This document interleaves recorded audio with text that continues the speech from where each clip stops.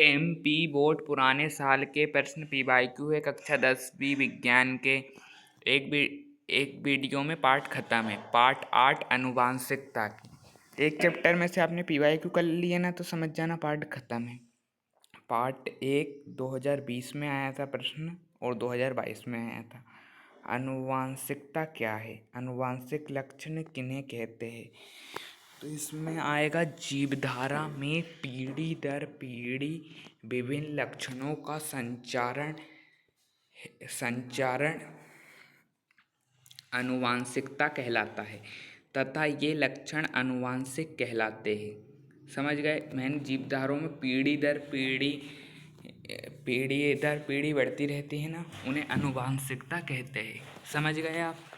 इसे कहते हैं अनुवांशिकता। जीवधारों में पीढ़ी दर पीढ़ी विभिन्न लक्षणों का संचारण अनुवांशिकता कहलाता है तथा ये लक्षण को अनुवांशिक कहलाता है। समझ गए? अब दूसरा क्वेश्चन आया था 2022 में आया था एमपी बोर्ड में। एमपी बोर्ड के ही है, ये पूरे प्रश्न पेपर में आए थे 2019 में, 20 में, 21 में तो कोरोना में पढ़ाई नहीं हुई थी, 22 में, 23 में, 24 में, ऐसे। एमपी बोर्ड का है 2022 में आया था। मंडेला ने अपने प्रयोगों के लिए मटर के पौधे का चयन क्यों किया? कोई 2 कारण लिखिए।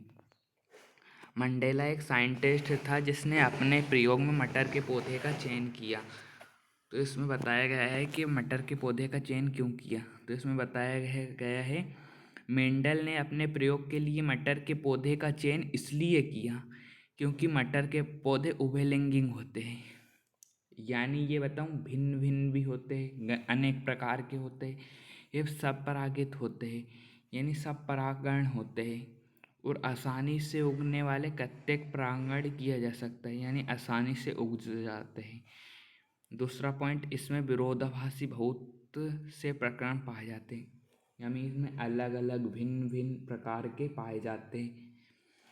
और यह वार्षिक पौधे भी होते हैं, यानी वार्षिक पौधे यानी साल भर कभी भी इनको उगाया जा सकता है, मतलब कोई से भी टाइम पे इनको उगाया जा सकता है, ऐसा है। समझ गए आप? ये हो गया आपका दूसरा क्वेश्चन खत्म। अब हम तीसरा क्वेश्चन करेंगे। 2023 में आया था प्रश्न नंबर 3, मनुष्य में गुणसूत्रों की संख्या कितनी होती है? ये महिला एवं पुरुष के गुणसूत्रों में क्या अंतर होता है? मनुष्य में गुणसूत्र की संख्या 33 होती है, यानी 33 जोड़े गुणसूत्र रहते हैं। महिला या पुरुष में दोनों में 22 जोड़े गुणसूत्र तो समान होते हैं, लेकिन 23वां जोड़ा लिंग गुणसूत्र होता है, जो महिला में XX होता है या पुरुष में XY होता है। समझ गए? महिला में XX होता है और पुरुष में XY होता है। अभी 2024 में आया था प्रश्न नंबर 4, मनुष्य के बच्चे का लिंग निर्धारण कैसे होता है? केवल रेखा चित्र बनाइए।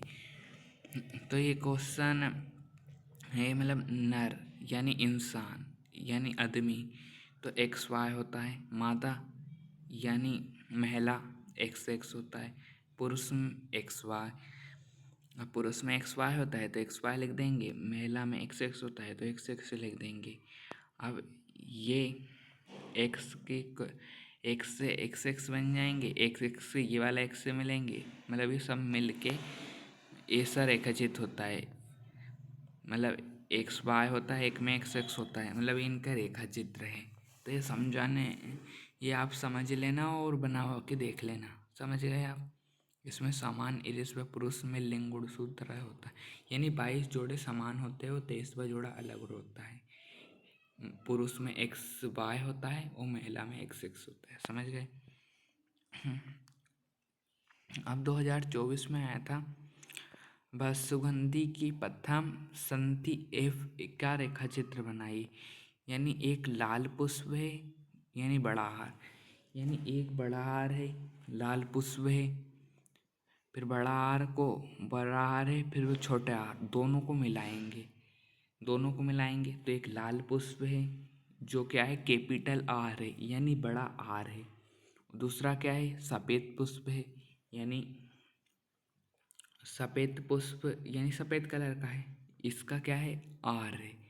तो यानी ये दोनों मिलेंगे, यानी मतलब इन दोनों को एक साथ रख के क्रिया कराएंगे, दोनों को एक साथ क्रिया कराएंगे तो इनमें होगा सभी लाल पुष्प, यानी दोनों प्रकार के लाल, एक लाल है और एक सफ़ेद है तो दोनों को मिलाएंगे तो सभी लाल पुष्प होंगे, यानी ये पूरा लाल पुष्प हो जाएगा। समझ गए आप। और बड़ा आर और छोटा आर दोनों मिल जाएंगे और दोनों को मिलाकर बनेगा आर, बड़ा आर और छोटा आर। समझ गए आप, ऐसा है।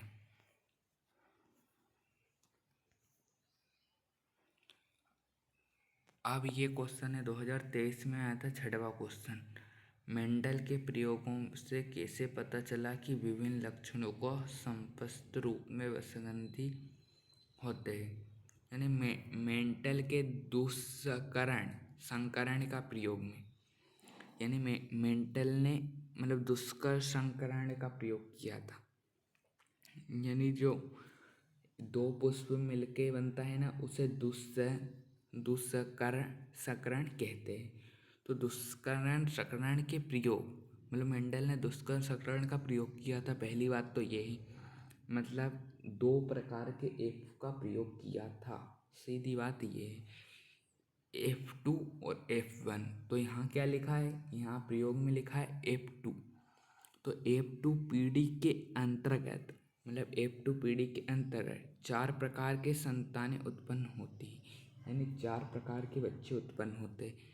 4 प्रकार के मतलब एक F1 F2 मतलब F1 है, एक F2 है, मतलब दोनों हैं, दोनों से 4 प्रकार के होंगे, जिसमें 2 जनकों के समान तथा 2 जनकों के असमान होते हैं। मतलब दो तो समान होंगे, मतलब दोनों को मिलकर समान बनेगा, दोनों को मिलके समान बनेंगे और बाकी दोनों को मिलके असमान बनेंगे। समझ गए आप, मतलब जिनमें 2 जनकों को समान हो, मतलब 2 समान रहेंगे, मतलब एक जैसे रहेंगे और 2 असमान रहेंगे, यानी थोड़े एक में अलग रहेंगे, एक में अलग रहेंगे, मतलब थोड़ा अंतर टाइप रहेगा।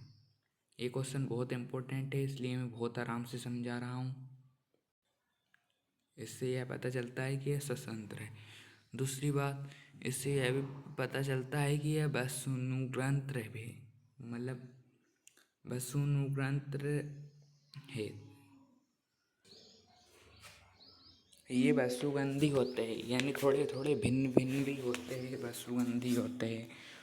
वसुगंधी का यही अर्थ है, थोड़े भिन्न भिन्न होते हैं ये, और स्वतंत्र भी रहते हैं। स्वतंत्र यानी स्वतंत्र होते हैं ये, इसमें ये पता चला।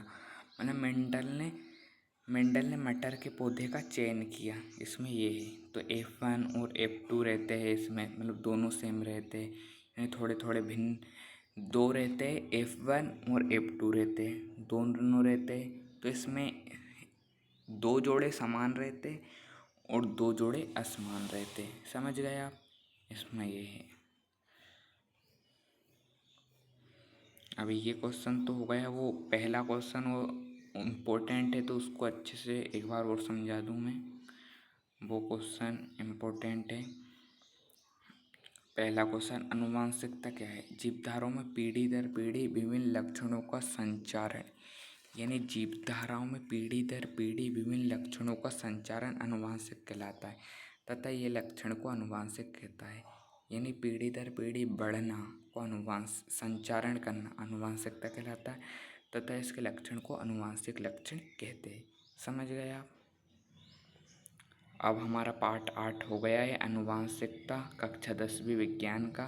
अब कक्षा 10वीं विज्ञान का पार्ट 9 करेंगे, प्रकाश संश्लेषण एवं अपवर्तन। इसका प्रकाश परिवर्तन तथा अपवर्तन, ये वाला पार्ट हम करेंगे।